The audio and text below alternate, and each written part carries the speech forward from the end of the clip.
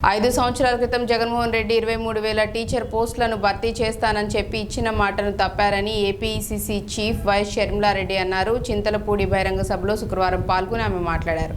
5 సంవత్సరాల్లో ఒక ఉద్యోగం కూడా ఇవ్వకుండా ఎన్నికలు సమీపిస్తున్న తరుణంలో డీఎస్పీ తీసి నిరుద్యోగులను మోసం చేస్తున్నారని విమర్శించారు. ఈ 5 సంవత్సరాలు ఎక్కడికి పోయారు అని అన్నారు. 5 సంవత్సరాల క్రితం జగన్మోహన్ రెడ్డి గారు చెప్పిన మాట 23,000 టీచర్ ఉద్యోగాలు ఖాళీగా ఉన్నాయి.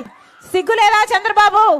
7,000కే నోటిఫికేషన్లు ఇచ్చావు అని ఆ రోజు చంద్రబాబును తిట్టిపోశారు.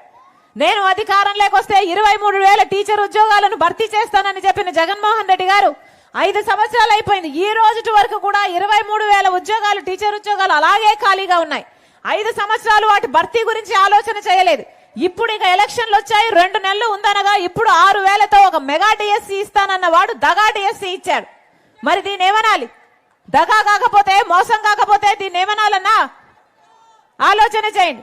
5 సంవత్సరాలు ఏం చేసినట్టు? 5 సంవత్సరాలు ఉద్యోగాలు ఇవ్వలేదు. ఇప్పుడు ఎలక్షన్లు వచ్చాయని ఇప్పుడు ఇస్తే ఆ పరీక్షలు ఎప్పుడు జరగాలి? ఆ బిడ్డలకు ఉద్యోగాలు ఎప్పుడు రావాలి? ఇది అయ్యేదా సచ్చేదా? కనీసం కుంభకర్ణుడైనా 6 నెలలు నిద్రపోతాడు, 6 నెలలు పనిచేస్తాడే. మరి జగన్మోహన్ రెడ్డి గారు ఏం చేశారు? 5 సంవత్సరాలు నిద్రపోయారు. ఇప్పుడు ఎన్నికలు వచ్చాయి కాబట్టి మీ ముందుకు వస్తున్నారు. ఎందుకంటే ఓట్లేసే యంత్రాలుగా మిమ్మల్ని చూస్తున్నారు కాబట్టి. ఆయన బటన్ నొక్కాడట, మిమ్మల్ని కూడా బటన్ నొక్కమని అడుగుతున్నాడు.